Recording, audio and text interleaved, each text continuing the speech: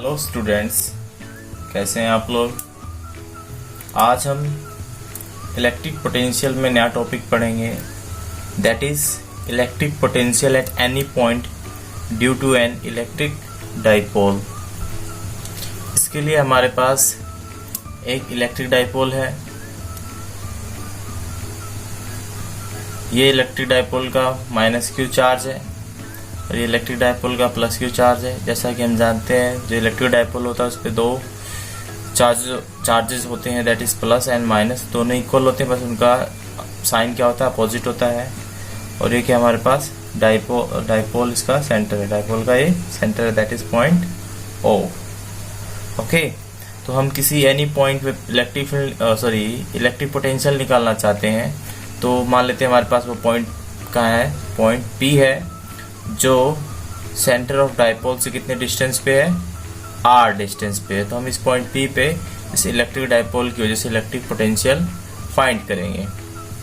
तो इसका प्रोसीजर क्या होगा, तो उसके लिए हम क्या करेंगे, हम एक बार इस चार्ज की वजह से इस पे इलेक्ट्रिक पोटेंशियल निकालेंगे। जैसा कि नेगेटिव चार्ज है तो इसकी वजह से इलेक्ट्रिक पोटेंशियल पॉइंट पी पे क्या होगा, ऐसे प्लस क्यू चार्ज की वजह से पॉइंट पी पे इलेक्ट्रिक पोटेंशियल क्या होगा।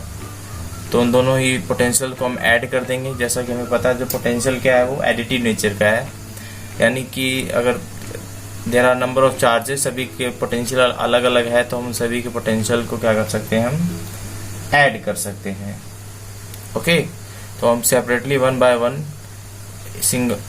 वन चार्जेस के पोटेंशियल को हम ऐड कर देंगे, तो हमें क्या मिलेगा, टोटल इलेक्ट्रिक पोटेंशियल मिल जाएगा due to an electric dipole. तो जो कंसिडरेशन एक बार मैं लिख देता हूँ। इसी में आगे हमने कंसिडर कर लिया है कि जो हमारे पास एंगल है, that is angle between P O B, इसके बीच में जो हमारे पास एंगल है, तो एंगल कितना है यहाँ पे, पी ओ बी के बीच में एंगल थीटा है। तो अगर मैं किसी पॉइंट पे इलेक्ट्रिक पोटेंशियल निकालना चाहता हूँ किसी चार्ज की वजह से, तो मुझे उन दोनों, क्योंकि यहाँ पे हम एक यूनिट पॉजिटिव टेस्ट चार्ज पिछले टॉपिक्स में हमने कंसिडर किया था, तो हमेशा हम इन दोनों के बीच का क्या डिस्टेंस को कंसिडर करेंगे। विदाउट दैट डिस्टेंस हम इलेक्ट्रिक पोटेंशियल कैलकुलेट नहीं कर सकते। तो हमें P और A डिस्टेंस का पता होना चाहिए। उसी in the same way we have to determine the distance PB। Okay, तो let me draw it. Therefore, the electric potential at point P due to the charge minus Q is given by. Similarly, the electric potential at point P due to the charge plus Q. Therefore, net potential at P due to both these charges. तो क्या हो जाएगा, दोनों potentials का क्या हो जाएगा, electric potentials का सम हो जाएगा। Let me add it for you. तो ये हमारे पास नेट इलेक्ट्रिक पोटेंशियल की वैल्यू आ जाएगी, that is equal to 1/4 pi epsilon naught into में क्यू एंड ब्रैकेट में हमारे पास, क्योंकि हमारा ये पोर्शन जो प्लस का है उसको हमने पहले लिख लिया, 1/PB minus 1/PA, where PB is the length between point P and B and PA is the distance between point P and point A। अब हमें ये दोनों लेंथ क्या करनी है, इनकी वैल्यूज को डिटरमाइन करना with the help of the length OP। उसके बाद इसकी वैल्यू पुट कर देना और उससे आगे सॉल्व कर लेना, हमारे पास आंसर आ जाएगा। अब इसमें ही हमें थोड़ा सा डायग्राम में करना पड़ेगा चेंज, क्योंकि हमें जैसा कि बात है कि PA की वैल्यू पता नहीं है, तो हम PA की वैल्यू OP के रिगार्डिंग लिखेंगे कि हम बताएंगे कि PA जो है वो OP से इतना बड़ा है, यानी कि अगर मैं PA इतना ले लूं और इतना ही मैं क्या ले लूं, इतनी ये लेंथ ले लूं, तो दोनों लेंथ क्या होंगी, इक्वल होगी, अप्रोक्सीमेट। तो मैं इसमें क्या कर सकता हूं कि मैं OP तो ले सकता हूं इतना ही, और इसमें इतनी थोड़ी सी डिस्टेंस क्या कर दूंगा, ऐड कर दूंगा। ठीक है, सेम इसी वे में जब मैं PV कंसिडर करूंगा, तो PV क्या है, PB क्या है, अगर मेरे पास ये क्या है OP, तो OP में से अगर मैं इतनी डिस्टेंस माइनस कर दूं तो किसके अब कंपेरेबल आ जाएगी, जस्ट लाइक PB के कंपेरेबल में आ जाएगी। यानी कि अगर मैं OP में कुछ जोड़ दूं तो लगभग किसके इक्वल हो जाएगा, PA के, और इसी में से अगर कुछ घटा दूं तो किसके इक्वल हो जाएगा, पी के। तो जो क्या चीज़ जोड़नी है और क्या चीज़, यानी क्या चीज़ इसमें ऐड करनी है और क्या चीज़ सब्ट्रैक्ट करनी है, हम उसे डायग्राम से देखेंगे। तो डायग्राम में अगर आप देखिए, समझिए इसको, थोड़ा ध्यान से देखिएगा। अगर मैं इसको ओपी की लेंथ को एक्सटेंड कर दूं, ओपी की लेंथ को क्या कर दूं, मैं एक्सटेंड कर दूं इन सच ए वे दैट कि अगर मैं यहां से परपेंडिकुलर डालूं पॉइंट ए से, इस पे क्या डालूं, परपेंडिकुलर, तो वो कहाँ पे कट करेगा, वो हमारे पास इस पॉइंट पे कट करेगा और पॉइंट होगा हमारे पास एम। ओके, और ये एंगल भी क्या होगा हमारे पास, थीटा, क्योंकि ये वर्टिकली अपोजिट है। अब जैसा कि हमें पता है, क्योंकि ये डाइपोल है, तो डाइपोल है तो डाइपोल का लेंथ भी होगा। तो मान के चलते हैं हमारे पास पूरा डाइपोल लेंथ कितना है, 2a। तो इस डाइपोल का यहाँ से यहाँ तक का डिस्टेंस कितना हो गया, a। ओ से लेके a और ओ से लेके b भी क्या हो गया, ये भी कितना होगा, a। 2a हाफ हो गया ना, a और a।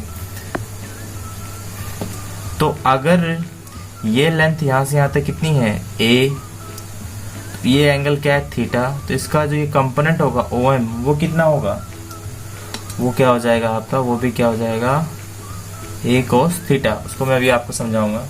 इसी तरीके से सिमिलर वे में हम क्या करेंगे, एक और परपेंडिकुलर ड्रॉ करेंगे, जो हम इस पॉइंट B से ड्रॉ करेंगे, इस लाइन OP पे, वो भी क्या होगा, उसको बिल्कुल 90 पे इंटरसेक्ट, सॉरी कट करना चाहिए। तो वो परपेंडिकुलर कहाँ ड्रॉ होगा, यहाँ पे, और उसका नाम क्या होगा हमारे पास, ये एन।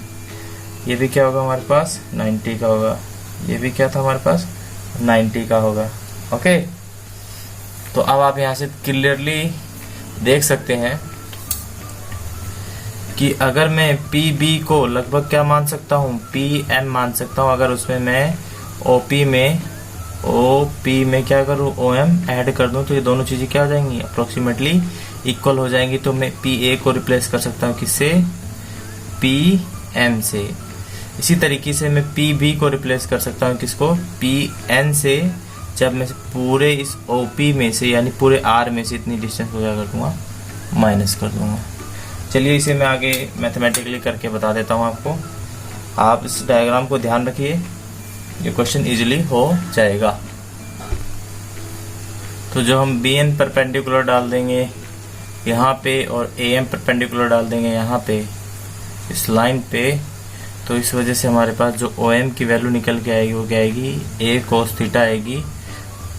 किस ट्रायंगल की मदद से हमने सोल्व करा इसे, ट्रायंगल, राइट एंगल ट्रायंगल है हमारे पास, that is right angle triangle है हमारे पास, AMO में से देख के हमने इसे करा है। ठीक है, आगे चलते हैं।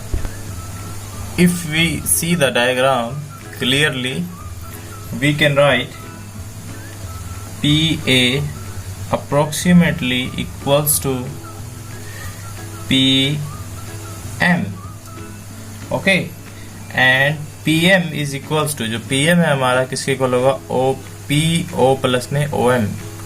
तो PM क्या हो जाएगा हमारा, PO प्लस में OM, और PO हम पहले मान चुके कि हमारे पास कितना है, R है, और OM अभी हम लास्ट में डिटरमाइन करके आए, वो क्या हमारे पास, A cos थीटा। तो इस तरीके से हमने PA की वैल्यू लगभग फाइंड कर ली है। इसे मान लेते हैं हम 4। ओके, सिमिलरली हम PB की वैल्यू को क्या ले सकते हैं, तो जो हमारे पास PB की वैल्यू होगी वो अप्रोक्सीमेटली इक्वल होगा हमारे पास PN के, और PN की वैल्यू क्या है एक्चुअल में हमें, वो हमारे पास है PO में से अगर हम ON माइनस कर दें, इस यहाँ भी हमारे पास जो होगा ON की वैल्यू अगर ट्रायंगल से निकालोगे तो उसकी वैल्यू भी क्या आएगी हमारे पास, R cos थीटा ही आएगी।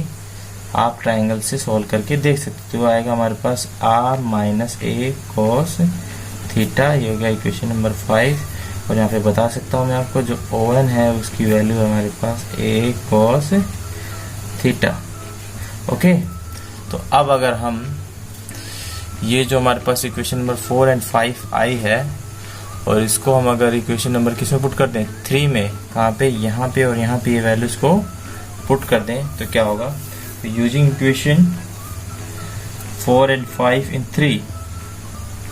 ओके, तो जब हम इक्वेशन 3 में इनकी वैल्यूज को पुट कर देंगे, तो पहले कौन है, PB की वैल्यू, तो PB की वैल्यू हमारे पास है R minus A cos theta, फिर माइनस में 1 अपॉन हमारे पास है R plus A cos theta. इसका एलसीएम ले लेके सॉल्व कर लेते हैं। एलसीएम ले लिया है, इसे अब सॉल्व कर लेते हैं, तो हमारे पास क्या आंसर आएगा, मैं लिख देता हूँ। तो आप देख सकते हैं कि माइनस R से प्लस R कैंसिल हो जाएगा, और ये क्या हो जाएगा, प्लस का A cos थीटा हो जाएगा, तो ये और ये दोनों ऐड हो जाएंगे। ये हमारे पास R minus A cos theta का मल्टीप्लिकेशन इसके साथ है, तो यहाँ पे फार्मूला लगेगा A minus B, A plus B का, तो हो जाएगा A square minus B square, तो हो जाएगा R square minus A square cos square theta. अब इस चीज़ को मैं डायरेक्टली लिख देता हूँ। Now this is our equation number 6। अब जैसा कि हमें पता है कि जो हमारे पास इलेक्ट्रिक डाइपोल मोमेंट होता है, that is P equals to में उसकी वैल्यू होती है 2A, that is electric dipole length into में मैग्नीट्यूड ऑफ चार्ज। तो हम 2AQ की जगह, यानी 2A इंटू में हमारे पास क्या है, Q है, इसकी जगह क्या लिख सकते हैं, हम P लिख सकते हैं। हमारे पास इलेक्ट्रिक पोटेंशियल की यहाँ पे वैल्यू आ जाएगी, और वो होगा हमारे पास P cos थीटा। ध्यान रखिए, बहुत ही इंपॉर्टेंट फॉर्मूला हमारे पास ये। और आगे हमारे पास था 1/4 pi epsilon naught P cos theta divided by R square minus A square cos square theta. Now this equation number 7 is our required equation. Okay, equation number 7 हमारे पास रिक्वायर्ड इक्वेशन है जो हम चाहते थे, that is potential due to a electric dipole at a distance r from its centre in a direction making an angle theta with the dipole, that is equals to में 1/4 pi epsilon naught into में P cos theta divided by R square minus A square cos square theta bracket close. ये हमारे पास उसकी given value होगी। अब इसके हमारे पास कुछ स्पेशल केसेस हैं कि हमारे पास अलग अलग एंगल्स पे हमारे पास इलेक्ट्रिक डाइपोल जो होगा, उस वजह से हमारे पास इलेक्ट्रिक पोटेंशियल की वैल्यू क्या क्या होगी। तो डिफरेंट थीटास के लिए हम इसके केसेस को डिस्कस कर लेते हैं। सो स्पेशल केसेस तो फर्स्ट जो स्पेशल केस है हमारा, उसमें ये है कि जब हमारा पॉइंट P लाई करता है एक्सियल लाइन पे, यानी कि अगर हमारे पास इलेक्ट्रिक डाइपोल है ऐसे, तो हमारा जो पॉइंट P है वो इसी डाइपोल तो उसके एक्सिस पे लाई करेगा। तो इस केस में हमारे पास थीटा क्या आ जाएगा, एक्सिस पे लाई करने की वजह से 0, आइदर इस साइड हो या इस साइड हो, हमारे पास थीटा क्या होगा 0 या 180। तो मान लेते हैं वो एक्सियल लाइन पे लाई करता है सामने की तरफ, तो उस केस में थीटा क्या आ जाएगा 0। तो cos 0 यानी थीटा 0 के लिए cos 0 की वैल्यू क्या आ जाएगी हमारे पास 1। तो इक्वेशन नंबर 7 से हम देखेंगे, एंड फ्रॉम इक्वेशन नंबर 7, तो इक्वेशन नंबर 7 से हम देखेंगे तो हमारे पास क्या वैल्यू आएगी 1/4 pi epsilon naught P divided by R square minus A square के इक्वल आएगा। और इसी केस में अगर हमारे पास जो distance between centre of dipole at point P है, that is R, if this is very much greater than that is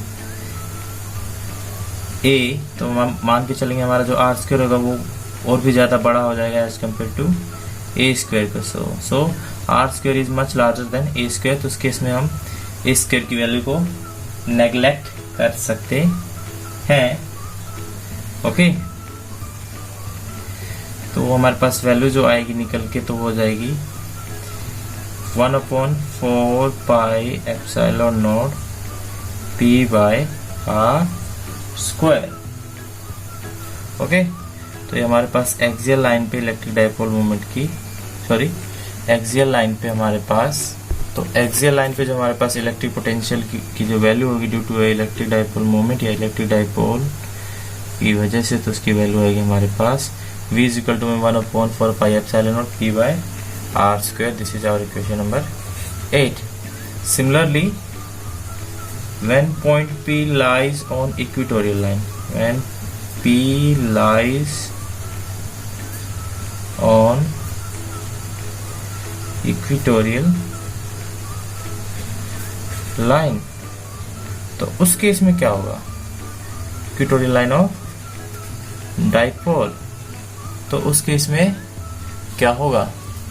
तो उस केस में क्या होगा हमारे पास? तो इक्वेटोरियल लाइन पे हमारे पास थीटा की वैल्यू क्या होती है? 90, और cos 90 की वैल्यू क्या होती है? cos 90 की वैल्यू क्या होगी हमारे पास? Let me correct. cos 90 की वैल्यू होगी हमारे पास 0. तो उस केस में हमारे पास ये वाला फैक्टर भी खत्म हो जाएगा, 0 हो जाएगा. 0 तो टोटल हमारे पास इलेक्ट्रिक पोटेंशियल की वैल्यू क्या आएगी? 0. यानी इलेक्ट्रिक डाइपोल के जो इक्वेटोरियल लाइन पे जो पोटेंशियल की वैल्यू क्या होती है? 0. तो मैं यहाँ से आपको बता सकता हूँ कि जो हमारे पास इलेक्ट्रिक पोटेंशियल की जो वैल्यू है due to an electric dipole at any point, उसका फॉर्मूला आएगा हमारे पास 1/4 pi epsilon naught P cos theta divided by R square minus A square cos square theta. Axial line पे जब जाएंगे तो हमारे पास थीटा की वैल्यू 0 हो जाएगी. तो उस केस में ये भी 1, तो हमारे पास वैल्यू आएगी P bye R square minus A square. और अगर हमारा R स्क्वायर काफ़ी लार्ज है as compare to A square, तो हमारे पास सिंपल वैल्यू आएगी P bye R square into में 1/4 पाई एप्सिलॉन नॉट. अगर इसी केस में अगर हम इक्वेटोरियल केस लेते हैं तो थीटा 90 हो जाएगा. तो हमारे पास पूरा का पूरा पार्ट क्या हो जाएगा? 0. तो हमारे पास पोटेंशियल की वैल्यू क्या होगी? 0 हो जाएगी, जो हम इक्वेशन नंबर 9 से रिप्रेजेंट करते हैं. तो इस प्रकार से हमने टॉपिक कंप्लीट कर लिया, that is electric potential due to an electric dipole at A. ठीक है, किसी भी पॉइंट पे हमें इलेक्ट्रिक पोटेंशियल को निकालना हो. ठीक है, आज के लिए इतना ही. Thank you. In next lectures पे हम कुछ इंपॉर्टेंट डिस्कशंस करेंगे theoretical, that is electric field as gradient of potential, equipotential surfaces और उनकी प्रॉपर्टीज. ठीक है, थैंक यू फॉर टुडे.